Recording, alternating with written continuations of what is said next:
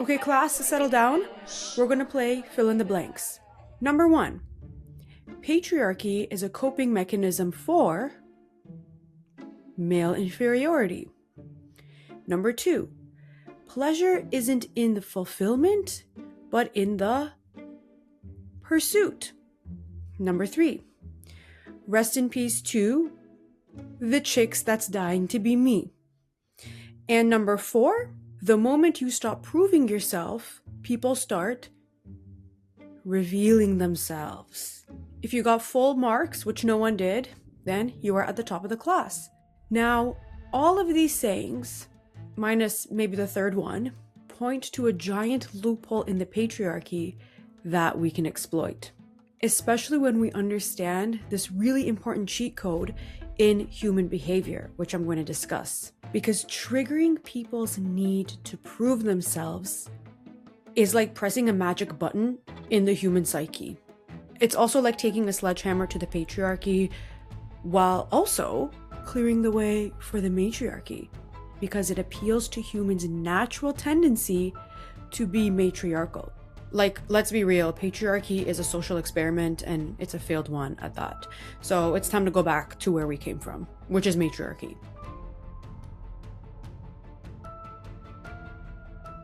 So the moment you stop proving yourself, this is when you say people start revealing themselves. Come on, get with the program. All right, DJ, just hit the theme song. Let's go. And stop being worried about stupid things like, oh, but I feel bad. No one feels bad when they're taking advantage of you, babes.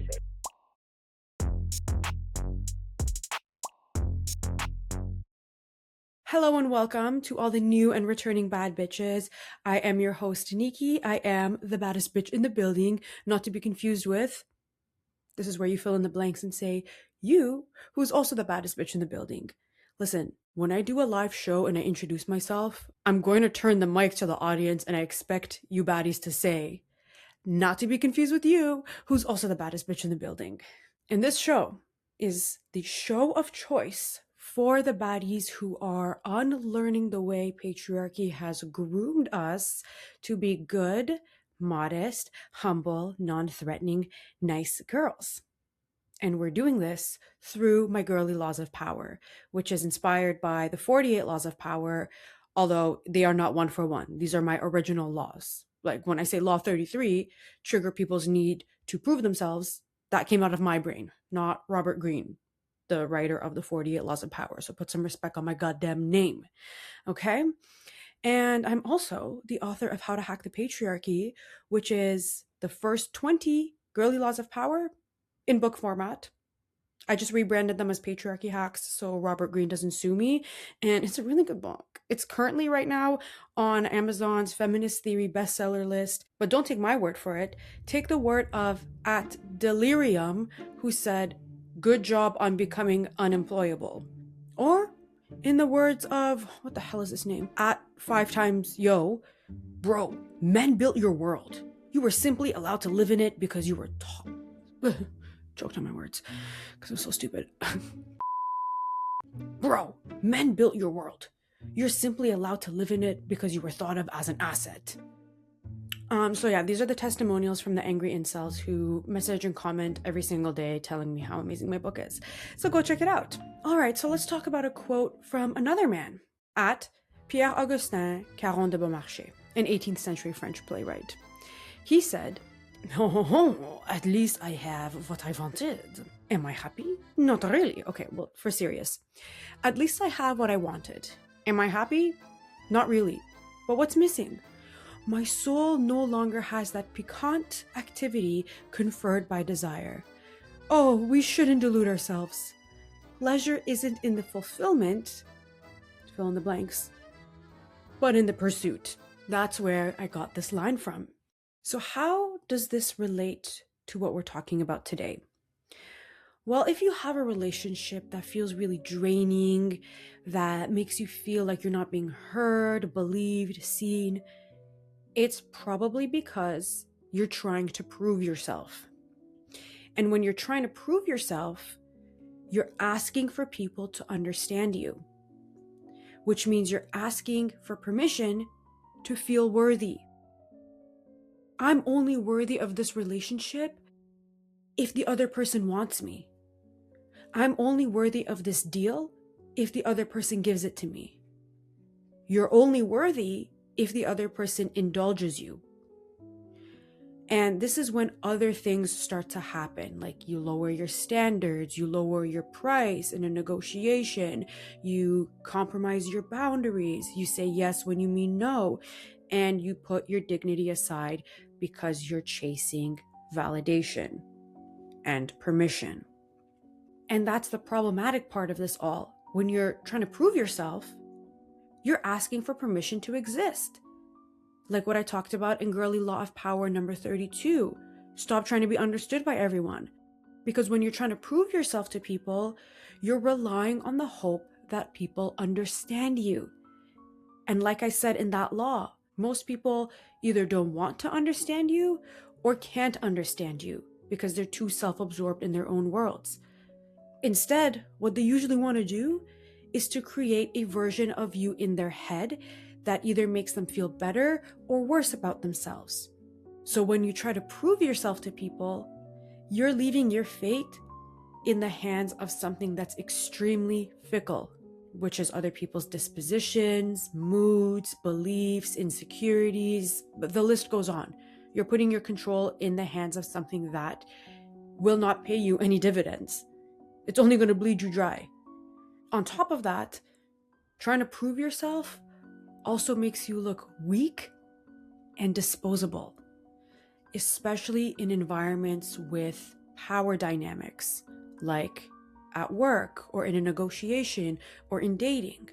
You're asking for this permission and people pick up on that, which makes you look kind of like a pick-me. And what's even worse is that you're stroking people's egos for free because you make them feel worthier than you. And even worser than that is that our brains give meaning to things through relativity and contrast. We compare things to one another to give them meaning. For example, when you're trying to figure out if the price of an item is reasonable, you'll compare it to similar items from different retailers. So in all these scenarios, work, negotiation, dating, business, whatever it may be where there is a power dynamic, people will compare you to someone who's more unattainable, to someone who sits back and doesn't jump through hoops to prove themselves, to someone who's more of a bitch than a nice girl, and they'll just respect you less, and they won't give you what you want because it's icky. You're icky to them. You're desperate, you're acting like a pick-me, and you might even be acting like victimella. Because once you don't get that thing that you're going after, then you spiral and think to yourself, oh, the world is out to get me, blah, blah, blah, blah, blah. And that's how victimella is born. Through the rubble of disappointment, not from the ashes like a phoenix. So that is the issue in a nutshell with women constantly having to prove themselves. Now, the loophole in the patriarchy that we can exploit is that women are conditioned to prove themselves as a projection of the fact that they're the choosers and men are actually the chasers, or the real pick-me's, because humans are by nature matriarchal. Humans have been around for about 300,000 years, and for about 290,000 of those years, we've been matriarchal. So imagine coming 290,000 years late to the party and suddenly saying that patriarchy is the natural order. It doesn't make sense. So this loophole functions based on an inversion, which is a concept I introduced in Girly Law of Power number 30, use people's big egos to your advantage. Because directly beneath what we're told is the actual truth. What we're told is just a coping mechanism, a defense mechanism, a mirage, something that's not real. Right beneath it is the truth. That's why you have to stop taking things at face value and question authority, question things that you're presented with that don't benefit you. And the thing is, patriarchy, God, I'm so tired of this word, it can't function without you being misunderstood. It can't function without misunderstanding humans and society and women and men on a macro level. So when you try to prove yourself, you're playing right into its hands. You're playing right into the lie that it's trying to tell you that, in fact, women are the chasers and men are the choosers. So backwards. It's so backwards. I remember this episode of Family Guy. It was season 8, episode 1, I believe. It's my favorite episode. It's called Road to Multiverse. And it's when Stewie builds this device that enables him to travel to parallel universes. And him and Brian go and travel to all these different universes. And in one of the universes, they see that humans are subservient to dogs. And it's very topsy-turvy. It's the complete inverse of the universe that Family Guy exists in, because dogs are subservient to humans. And that's what I think of patriarchy as. Like, what is this topsy-turvy world where we're told that women are subservient to men? Like, every man came from a woman. So, yeah, it's all just a coping mechanism. So, back to the loophole. Like I said, this is a major case of inversion, the law of inversion. And what we need to do is something I've said many times on this show. Be an anus and shift the onus. I made up this phrase. Like, this is my phrase. This is why I am one of the greatest philosophers of our time. So this is the ultimate Uno reverse on the patriarchy. Because when you flip the onus, you automatically get respect. The respect that you wouldn't have otherwise gotten if you put the onus on you to prove yourself. And this undoes the brainwashing and this trance that we're in this topsy-turvy world, where women are taught that we have to prove our worth, that we have to prove to people that we deserve a seat at the table, that we deserve a chance to date this man as if a man is the prize, that we deserve these things that in our minds are rightfully ours. And of course, the P is structured in a way where women are forced to prove themselves because we're thought to be less competent than men. We're taught to be more emotional than men. We're taught to be inferior to men. So we're at a disadvantage a lot of the times because we're underestimated and we're not thought of as equals or honestly superiors. So we have to jump through these hoops to prove ourselves. But that harms us because it damages people's perception of us. Because someone who understands that they truly have worth and value and something to offer is not going to jump through those hoops. But we're brainwashed to think this way because it's a way to exhaust us. An exhausted woman is not going to go after what she wants. She's not going to speak up for herself. She's not going to fight injustice. She's not going to call things out. She's too exhausted to do that. She's quiet. She upholds the status quo. This brainwashing also makes us look like losers, unfortunately, because we're begging. We're begging for things that are rightfully ours. Like Oliver Twist, please, ma'am, please, sir, may I have this opportunity? Please, please give me this opportunity. Please, kind sir, may I date you? Disgusting. Don't piss me off. So when we operate in the way the patriarchy wants us to, like a nice girl who's asking for permission, who's concerned about everyone else, who's performing all this emotional labor, the onus is on you to prove yourself, to prove that you deserve a seat at the table, that you deserve to exist, that you deserve to feel your truth, that you deserve whatever it is that you want. If you want it, that means you deserve it. I don't want stupid bad things. I want good things. I want things that I think I deserve. So if I want it, I deserve it. But when you reject the way the patriarchy wants you to act and you shift the onus, instead of saying, oh, I deserve a seat at this table, please, ma'am, give me a seat at this table, you think to yourself, wait, is this table even worth me sitting at? And you put yourself in this position of being the chooser rather than the chaser because you believe I exist, therefore I deserve. That's a line from my book. It's so good. That's why the incels hate it. I exist, therefore I deserve. I exist, therefore I am worthy. So you need to unlearn this grooming. I'm going to call it grooming because that's what it is. This grooming and this brainwashing that we have to prove ourselves. Remember what I discussed in Girly Law of Power number 8? Know when to act dumb to get what you want. Proving yourself could also have the opposite effect. It can be counterproductive because a lot of the time people don't want to feel intellectually inferior to someone. So they're going to feel threatened by you. A lot of insecure people are going to feel threatened by you. So unlearn, I'll just get rid of this mindset that I have to prove myself to people. Unless you're in a job interview and they're asking you, why do you want to work here? What do you bring to this company? Or any of those other butt crack questions. You don't have to prove yourself to anyone because you're not asking for permission to feel worthy.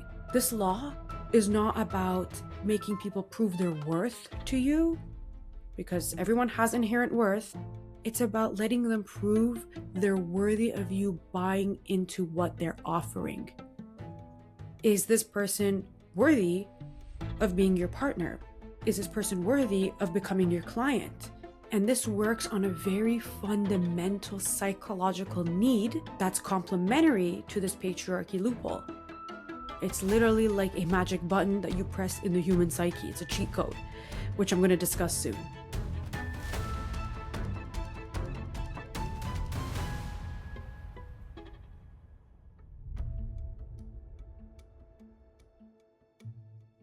So this is an interesting example.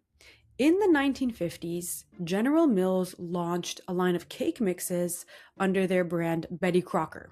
And this cake mix was a dry powder containing all the ingredients that you needed, including powdered milk and powdered eggs, which was probably loaded with carcinogens and preservatives and didn't taste that great.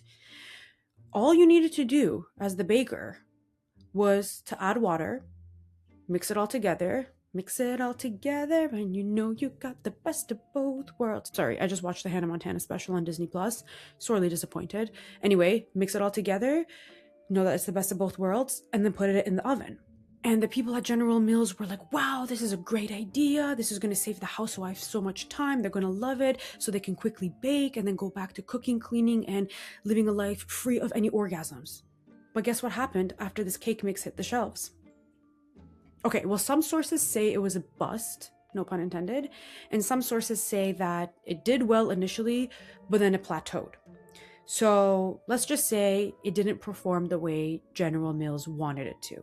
And because it was probably all men who developed and marketed this product, they probably missed the mark on something. Well, that's exactly what happened. So the people at General Mills were like, okay, let's bring in more people to do market research. We don't have enough men who are out of touch with women on this team. Let's bring in more. And through that market research, they realized that women were not buying this cake mix because of guilt.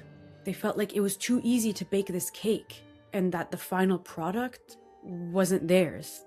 They felt like they were deceiving their husbands and their guests because of the fact that they didn't really have much part in baking the cake. And that's because pleasure isn't in the fulfillment, but in, okay, y'all need to know how to fill in the blanks by now, in the process. And so General Mills clearly read this quote and they're like, okay, we need to change this product a little bit. So what they did was they removed the powdered egg, which probably tasted like it came out of Betty Crocker's butt crack, and instead they told the consumer to add water and an egg. And sales soared. Now, some of the sources I consulted said that this worked in conjunction with other things, like marketing campaigns that highlighted other parts of baking, like the decorating process, but it still points to the consumer, the baker, being part of the process of baking that cake, being involved in it more than simply adding water and putting it in the oven. So the cake mix saved them time, made them feel less guilty, made them feel like they were a part of a process, but unfortunately didn't solve the fact that they probably would never get an orgasm from their husband. So all this shows that when you are involved in the process, you're more invested in the end result. Think about building IKEA furniture or making something with your brain rather than using AI. Now, what does this all have to do with triggering people's need to prove themselves, you might ask? Well, let's talk about that.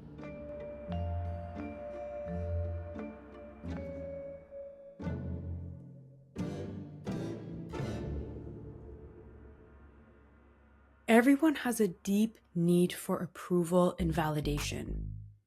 And when you hold out on giving someone the validation they desperately crave, you make your validation seem more special and more well-earned, especially in initial interactions, like in the early stages of dating. And everyone has an inflated sense of self. And we don't really want to associate with something that's common, something that everyone can have, because that reflects poorly on us. Like, if you, anytime I've had to stand in line for something, I've been so mad. Like, I make it everyone's problem because I truly believe I am too pretty to stand in line for anything. And that's the thing, we all have this sense of self-importance and we're careful with what we associate with. And part of that is why we disdain people who didn't have to work for what they have. This is why people look down on someone who inherited wealth, or they look down on Nepo babies, or someone who inherited the family business, or anything like that. We disdain these people because we think that they didn't earn what they got. We respect people more when we believe that they worked to get where they are. Part of that is because of envy, because honestly, if we could all be heiresses, then we would. No one's going to say no to that. But the other part is that we have this need to be a part of the process. The end product is only valuable in as much as you've been a part of the process. Now, going back to the matriarchal nature of human beings, men are the chasers. They are the chasers and women are the choosers. Fundamentally, on a biological level, that's how it works. Even the sperm chases the egg. Not literally, but the sperm goes to the egg. The egg, she's just chilling there. She's actually, fun fact, the egg is the biggest cell in the body and the sperm is the smallest cell in the body. So Miss Egg, just add an egg, see? It all goes back to the egg. She's just chilling there, waiting for the sperm. Not even waiting. She's gone in like 24 to 48 hours. So men are the chasers and women are the choosers. That's why true men like it when you tell them, who's a good boy? Who's a good boy? That's when their tail starts wagging and they're like, I'm a good boy. I'm a good boy. Because they're aligned with the matriarchal nature of humans. True men want to submit to women. Not in a, you're subservient to me, bow down type of way. Although if that's what you do, I support you wholeheartedly. But in a, this is for the greater good type of way. So let's talk about what this all means for you in a tangible way by discussing mindset, action, and challenge. So mindset first. I'm going to tell you to fill in the blanks, and y'all need to fill in the blanks this time for real. Pleasure isn't in the fulfillment, but in the pursuit.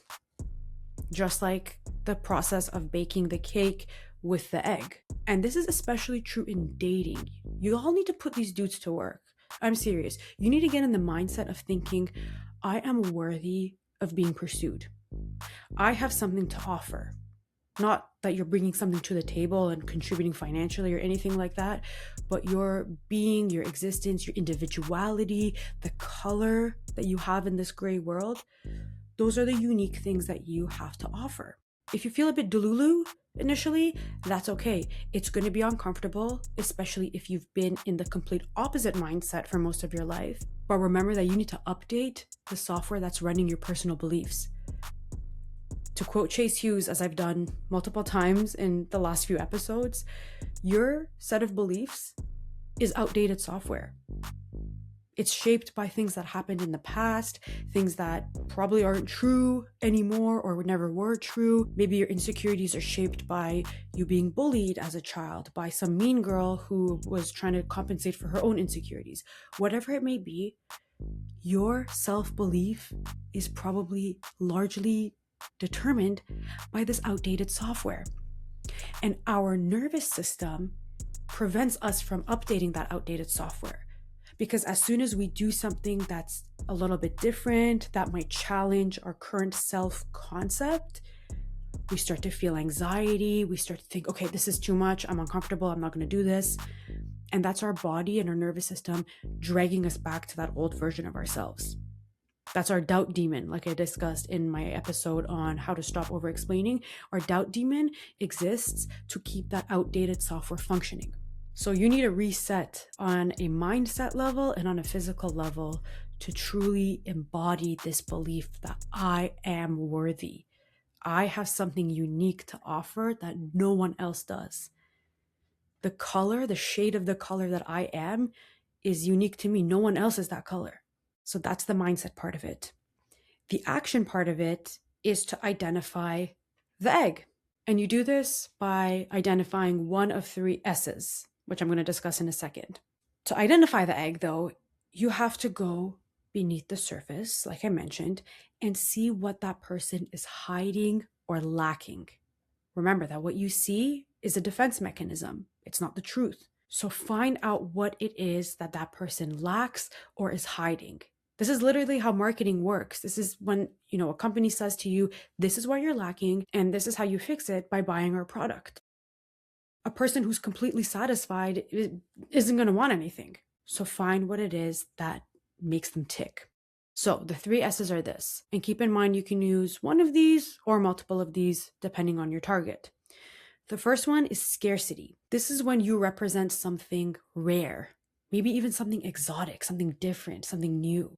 And this triggers that fundamental need that people want what others can't have. It's a way of getting clout. Now, that's not to say you're some kind of commodity, but it's what you're offering. If it's a business contract, you make it look like you don't really take these offers very often. You're very selective. So if you choose to work with this person, that means that they met all these criteria that are very hard to meet.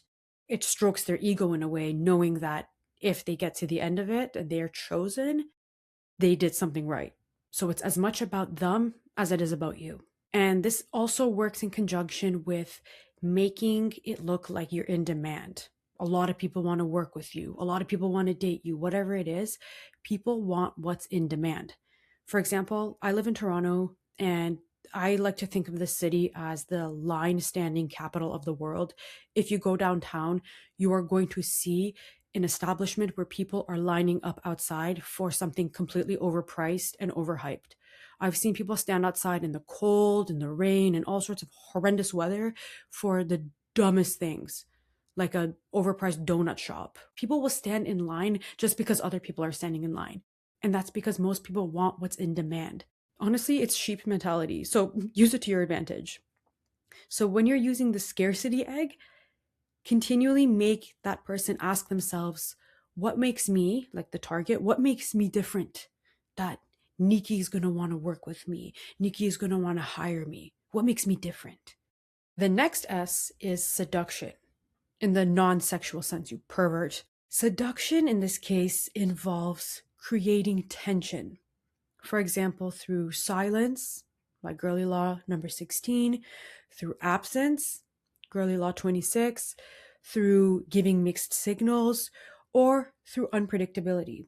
To quote something from The Art of Seduction by Robert Greene, before desire, there must be pain. That's the tension part of it all.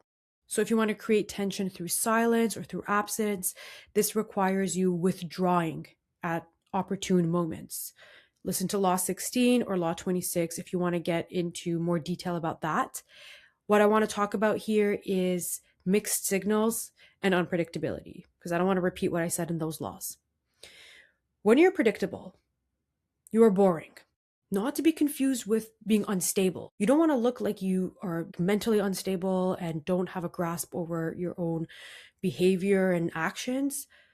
You just want to be unpredictable. You want to be fun. You want to keep your target on his or her toes, okay? A very effective way you can do this is by using the Zeigarnik effect to your advantage. Now, this is a psychological phenomenon where people remember incomplete or interrupted tasks better than completed ones. So if you can leave something unfinished, pull away at the right time and leave it hanging, that is going to live rent-free in the other person's mind like you wouldn't believe. Oh my God. And it's the same thing with mixed signals. Again, it has that unpredictability in it. So it keeps people wanting more because they never know what they're going to get into. Now, this is a different type of seduction than charming someone, which is what I discuss in Law 20, Master the Art of Non-Sexual Seduction, because when you're charming someone, you're validating them by giving them the validation. Whereas in this case, you're triggering their need to seek validation by withholding it. So instead of validating them, you're creating a gap that they try to fill. You're creating that tension, the pain that comes before desire. I also should mention I use this when I have to talk to customer service. And a line that I like to use is when I say, "Oh, it seems like you're powerless to help me," when they're being useless. Or, "Are you able to transfer me to someone who will be able to help?" Or something like that. Sometimes it works, sometimes it doesn't, because companies are terrible now and they don't care about customer service. But use these subtle ways of triggering people's need to prove themselves to you, especially when you get an important aspect of their job, like being helpful, being a problem solver, being a leader, and very subtly calling that into question. Not in a passive aggressive way, but in a way that is just tangible enough for them to reassert themselves and try to prove themselves.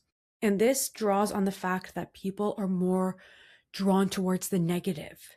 We remember negative things more clearly, or even if you're using silence or absence to create ambiguity and unpredictability, people often fill that ambiguity with negativity.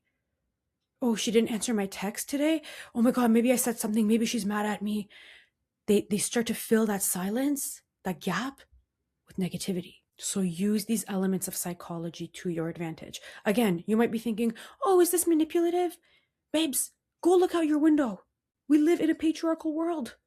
The society functions by subjugating you and making you feel subservient to men and guilty. Guilty when you don't play fair in an unfair world. Guilty when you choose to play the game in a way that advantages you. If you opt out of the game, you're not a better person. You're not going to be, get an award for the most moral bitch in the building. Opting out of the game just makes you a loser by default. So learn to play the game in a way that serves you and ensures that you're going to win, and stop being worried about stupid things like, "Oh, but I feel bad." No one feels bad when they're taking advantage of you, babes. So you might as well do something that serves you. And guess what? You're not putting anyone down. You're not sabotaging someone. You're not bullying someone. You're not treating someone poorly. You're just working in harmony with human nature and with the matriarchal element of humanity. Okay, that's all I'm going to say for that. Let's move on to the third S, stimulation. People crave the chase, especially men. They like the chase. They like that process. Again, it's like adding the egg to the cake mix. And the chase stimulates imagination and fantasy, which are limitless. You can imagine anything you want. There are no rules. There are no rules in this house. I'm a cool mom. I'm not like other moms. So let people fill in the gaps with imagination. This S can work in conjunction with the previous one, with seduction, because when you create a gap, that is an opportunity ripe for someone to insert their imagination and fantasy into it and project that fantasy onto you. So by association, now you look like this amazing, limitless being. So let them chase, especially in dating. And think about it this way. This is like showing a little bit of leg versus just flashing someone. Okay, you show a little bit of leg, then you put your skirt down. Show a little bit of ankle, then you put your skirt down. Show a little bit of your knee. Okay, that's enough. Okay, you don't just go lifting up your skirt, flashing everyone for free. Okay, don't piss me off. So let them chase, because you are worthy of being chased. Come on now, you're worthy. And remember, when you're dealing with these Neanderthals, they enjoy the chase, especially in dating. Now, I'm going to give you a quote from another man. This is from the Austrian neurologist Viktor Frankl. "Don't aim at success. The more you aim at it and make it a target, the more you're going to miss it. For success, like happiness, cannot be pursued. It must ensue." When people say, "Oh, my life goal is just to be happy." So first of all, that means you're miserable. And second of all, what are you going to do? Work towards this happiness and then die? So success, like happiness, cannot be pursued. It must ensue. So those are the three S's: scarcity, seduction, and stimulation, which form the action part of the mindset, action, and challenge. Let's move on to the challenge. What I challenge you to do is to catch yourself next time you're proving yourself to anyone. And ask yourself how your nervous system is trying to keep you safe by holding you back and making you comfortable. Maybe you're getting a little bit of anxiety by making that guy you're dating chase you. Take note of that, understand where that's coming from, kick your doubt demon in whatever genitals you gave them, and then try to update that outdated software that's fueling this outdated belief that you're not worthy of being chased. So catch yourself, be aware of it now. Now that I mentioned it, it's going to be hard to ignore it, but be conscious of it. So that's my challenge to you. If you can't exactly identify which of the 3 S's you're best suited to use, this might not be the right strategy for you, which is a good time to talk about exceptions after listening to this banger.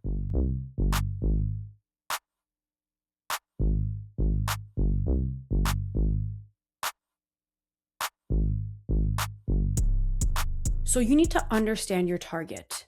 Do they crave validation instantly, or do they crave a chase? Or do they crave a mix of both? Because in some cases, depending on the person, this could be counterproductive to your purposes. So you need to understand your target and the context.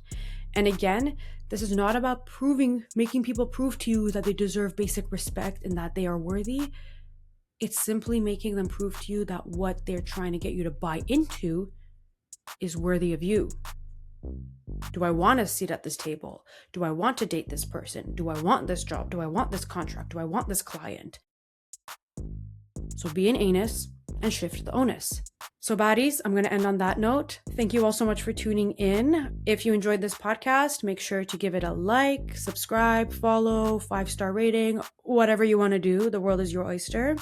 And if you want to get a copy of my book, it is available directly from me as a signed paperback or a digital copy or on Amazon.